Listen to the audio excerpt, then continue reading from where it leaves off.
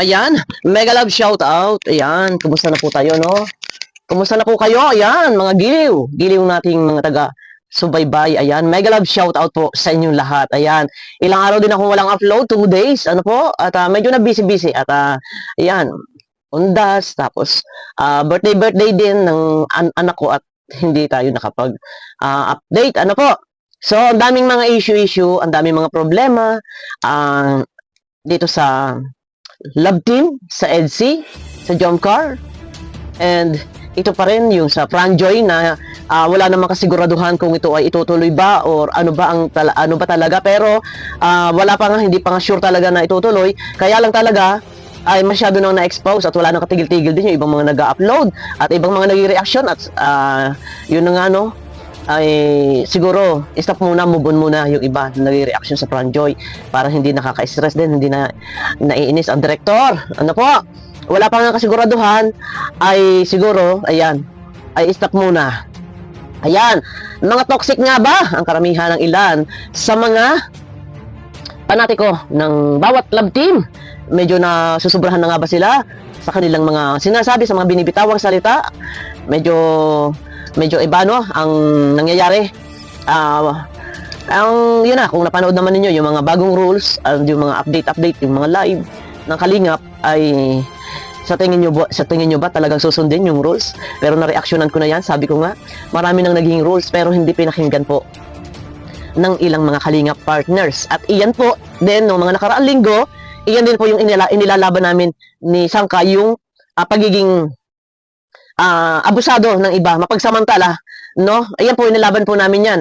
Pero parang walang nangyari, walang nakinig, walang bumak up sa amin. Pero ganun pa man, okay lang yun, at least yung sa amin, nasabi namin na yung sobrang pagiging abusado talaga ng ibang scouter, ano po. Pero ayun, ano, doon muna tayo sa mga toxic. Ito muna yung pag-usapan natin. Doon mano ay toxic na nga ba ang ilang mga panatiko? Toxic na nga ba ang ilang panatiko? Hindi ko po nila lahat. So ngayon, yung iba naman, kung hindi naman po kayo ang toxic, ay yung iba, relax lang po, ano po. Kasi nakikita ko, guys, sa totoo lang ito, direct to the point tayo, sa totoo lang. Ang mga panatiko, once na sila ay nasaling, sabihin natin, nasaling yung kanilang damdamin. O yan. Hindi po lahat, ano po. Kahit masabihin na talagang kung tutuusin, ano ba ang pakialam nga nila, ay viewers lang naman. Pero malaki ang ambag po ng mga panatiko, ng mga viewers. Ano po, lalo na yung mga talagang nakasubaybay sa bawat love team. Nandiyan sila nag-share ng mga video, minamarathon.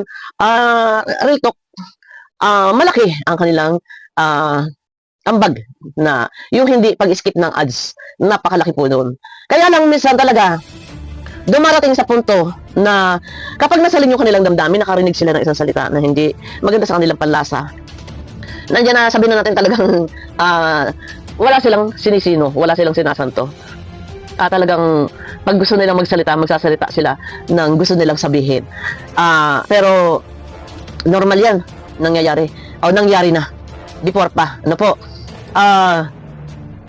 Toxic nga ba? Yun ang tanong. Toxic nga ba? Kasi yung pagiging panatiko nila, kasi guys, mahirap magsalita kasi na dito mahirap na idiin natin itong ibang mga panatiko, no? Pero sana hinahinay.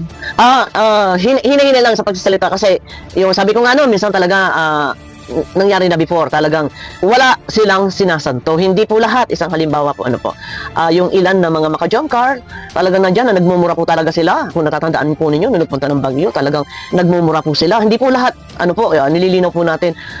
May mga bagay na ikinagagalit. Ano ba yung mga bagay na ikinagagalit nila ng sobra ng bonggang-bongga na talagang halos talagang magpo-post sila ng mga pagmumura, ng galit, ng mga hinanakit. Wala na silang kinikilala, wala na talaga, hindi na. Kahit sabihin pa natin na iyon yung nagpasikat, ito yung nagpasikat, pasalamat tayo kasi kundi dahil sa kay ganito ay hindi sisikat, pero hindi na yan ang tumatatak sa isip nila. Basta umiral na sa kanila, nadala na sila ng bugso ng damdamin, yung kanilang galit, yung kanilang hinanakit, talagang sumabog na, pinasasabog na, inilalabas na nila yung kanilang galit. Ito yung pinakamahirap po dito. Na wag lang din masaling ang kanilang damdamin, talagang maghuramentado at nadyan yung mga iba't ibang klase ng panunumbat. Yung panunumbat nila sa nagpasikat, Nandiyan na talaga. Sasabihin nila.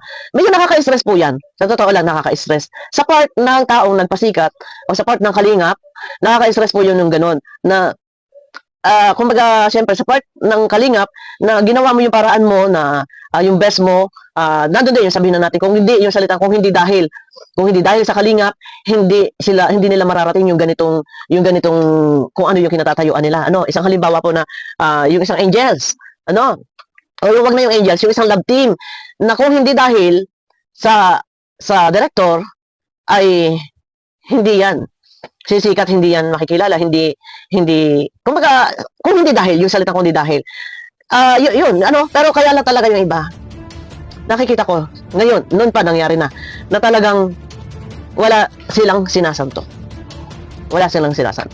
Sana lang din, minsan hinahinay po tayo, ano po, hindi po kasagutan para masolve yung isang problema kung dadaanin natin sa dahas, sa mga pagbibitaw ng mga maaanghang na salita, pero bagkus lawakan po natin ng pangunawa. Isang halimbawa po, ano po, yung John Carr Love Team. Siguro po naman ay sa iba tayo ay dapat naging handa na pagdating dyan sa mga bagay na ititigil, ano po, dapat noon pa naging handa na po tayo, na iyan po, noon pa ay nabanggit na, nasabi na hanggang 100 episode na lang ang John Carr. Kung yan po ay matigil ngayon, dapat tanggap po natin. Kasi anong gusto nila hanggang part 20 o ano, ang lahat naman ay may hangganan. Dapat, kung halimbawa, yan ay ititigil, magiging handa po tayo at wala po tayong dapat gawing sumbat. Maliban lang talaga kung ang isang love team ay agad-agad sa isang iglap ay napatigil ng dahil sa mga kung anumang mga kadahilanan. Medyo nakakabigla at medyo hindi din talaga maganda yung ganun, ano, na yung kagaya na nangyari ng dati, no, mga lihiman-lihiman na laman ay ganun pala, may yung pala ganito, ganyan. Yun, no. Hindi maiwasan po na minsan din talaga magagalit yung mga viewers pag kami mga lihiman-lihiman, mga sponsor magagalit din. Pero ang John Carr, sa pagkakaalam ko, dati pa yan ay naipahayag na hanggang 100 episode na lang. So kung nakailan na ba, naka 100 na o 99 pa lang, ano po, medyo relax sana, kalma lang sana, and lalo na po yung mga sponsor. Ano po, yung mga sponsor po na nagsusuporta sa bawat love team, siguro naman po narinig ninyo, ano po, yung mga tinatalakay din ni Kuya July, ano po, tungkol sa mga sponsor, kung sino yung dapat talaga ninyong suportahan. Na-explain na po kung sino yung mga dapat na suportahan. Ang higit sa lahat na dapat suportahan ay ang Kalingap Angels. Kaya, ginawa ang love team para makakuha ng suporta para sa pag-aaral ng Kalingap Angels o ng leading lady. Ang problema po, kasi ang nangyayari ngayon, ang mga sponsor, halos ay, ang sinusuportahan ay leading man. Doon po ba sa pagsuporta ng mga sponsor sa leading man, ay tayo po ba ay may magagawa na ito ay mahinto? Ito po yung maganda katanungan. Meron po ba tayong magagawa na mahinto o maitigil ng mga sponsor ang pagsuporta sa mga leading man? Pero, parang mahirap po. Hindi po natin siguro kakayanin, kahit ito ay ating ipanawagan, mahirap na ating panghimasukan o saklawin ang bulsa o ang isip o kung sino ang gustong nagugustuhan o ang gustong suportahan ng sponsor. Pagdating sa financial support, ay parang napakahirap po na kahit ito ipanawagan natin, huwag nila suportahan ang leading man at ang dapat ay suportahan ang Angels, parang napakahirap po na tayo ay pakinggan. Dahil unang-una, yan po ay ang mga sponsor po nito, na ito ay kumbaga voluntary na sila ay nagsusupport, nagbibigay financial support, nagbibigay ng pera galing sa mismong kanilang pinaghirapan sa kanilang bulsa. So, hindi kasi ito isang grupo na merong solicitation o ambagan, pero meron ganon na nililikom yung pera tapos isusuporta sa Angels. Sa ayaw man at sa gusto po natin, nangyayari pa rin na kahit ayaw natin na sana ay kung maaari ay yung Angels na lang ang tulungan, ayaw natin na wag na lang muna yung leading man. Pero wala po tayong magagawa. Kasi pag nagdesisyon po ang mga sponsor na dapat meron si ganito para sipagin at para maging aktibo sa kanilang love team, pakonsuelo ay hindi pinapawalan. Ano po, wala siguro tayong magagawa kahit ipanawagan natin na sila'y pagbawalan na ang dapat suportahan ay ang Kalingap Angels. Sa tingin ko ay hindi po yan susundin.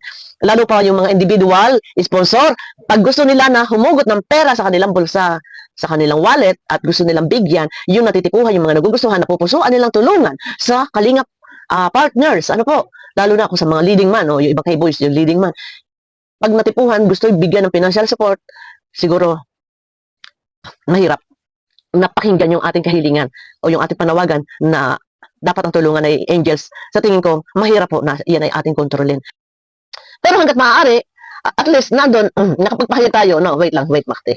Ayun, at para sa akin, ang mahalaga pa rin ay tayo ay nakapagbigay ng paalaala sa mga sponsor na maipatiig natin, maipaalala natin sa kanila na ang dapat tulungan talaga is yung beneficiary.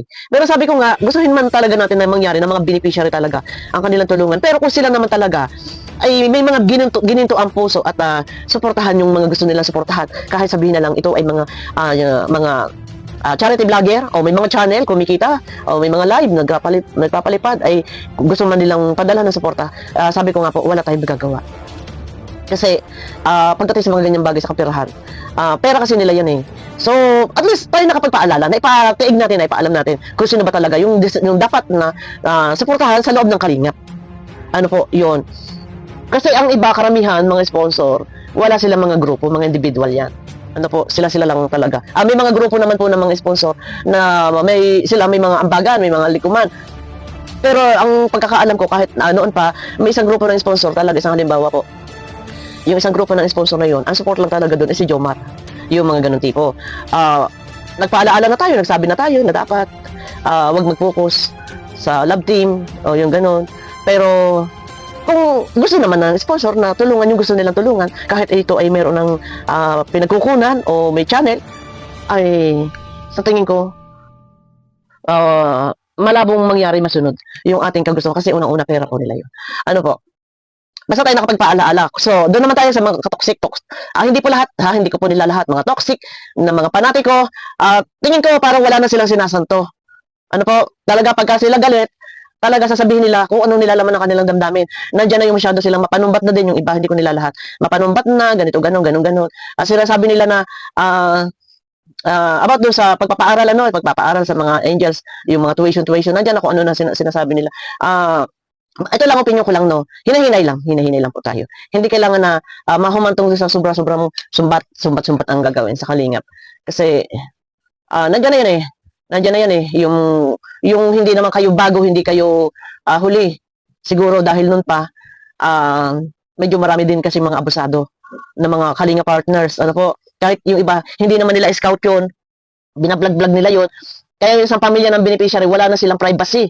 Ano po, nagiging abusado na, nakaka-stress. Sana minsan intindihin nyo rin po ang kalingap, lalo na si Kalingap Rob, intindihin niyo kasi minsan nakaka-stress din po ang mag-handle ng maraming mga kalingap partners ng ganyan na minsan sinasabihan sila ayaw nakikinig. Yan, isa pa yan po yung ipinaglaban po namin yan, sa kayo nakaraan. Wala naman na po nag-back up sa amin, wala naman po nakinig doon na sana meron man lang dyan sa, kahit sana si Kuya Bal, sinangayunan yung aming kagustuhan na yung privacy na pagsabihan kasi sabi nga yung isa daw dyan ay under daw yun ni Kuya, yung isang mayat-maya na lang nag-vlog, mayat-maya na lang daw nag-vlog kay Beyonce, wala nang privacy. Pinuna na namin. Anong yan kami pang binabalahura? Di ba? Pinuna na namin yan. Kasi kami, isang halimbawa ako, sanay na ako yung isang vlogger dyan na maligalig, yung isang umubo, tumansik ng laboy dito, yung plema. Pinuna na namin. Nirebat na namin, pero anong nangyari, parang walang pumansin sa amin pinaglaban. Pero yan na, nandiyan na yan. Yan lang, hinahinay, at sabi ko nga, pagdating sa kaperahan, sa pagsuporta, mahirap na saklawin natin, sakupin natin kung sino yung gusto nilang tulungan. O kung sino yung gusto nating tulungan nila. So mahirap na tayo ang susundin nila. Sila pa rin siguro ang masusunod pagdating sa mga bagay na yan, lalo na sa kaperahan, kung sino gusto nilang bigyan, sila po ang masusunod. Ano po? Kahit pa sabihin natin na may channel yun, may kita yun, pero no choice talaga. Kung gusto nila tulungan nyo, wala tayong magagawa. Ano po? Ayun na guys, abangan nyo ko sa aking next video. Pasensya na at nabisi tayo ng ilang araw, 2 araw. At yung sasakit ng aking paa. Nag-overnight kasi kami sa cemetery, nag-overnight kami. Ang dami tao, grabe. Alam mo yung grabe, sakit ng ulo, dami tao, overnight lahat, puro makikita mo sa katabi mo, puro mga tent. Nabisi-bisi po ang inyong lingkod guys. Pero tuloy-tuloy na po tayo guys, lalo na ngayong November. Tuloy-tuloy po tayo magiging active po ang inyong lingkod sa pagbablog, ano man po ang aking vlog, kahit sino na lang po, kung saan ako makarating, kahit sa politics, sige lang, kung ano-ano na lang po ang ating ibablog, makatatlong video tayo sa isang araw, tuloy-tuloy lang, kahit po kung kani-kanino, kung saan-saan na lang, tayo mapadpad, kahit kay Rapitol po, kung sino man yung reaction, kung sino man yung na-issue kay Rapitol po, tuloy-tuloy po tayo, kahit po dito kay Brother Jose, tuloy-tuloy po tayo, 3 video sa isang araw, para maging active ang ating channel. Abangan nyo ko guys sa aking next video. Mega love shoutout po sa inyong lahat.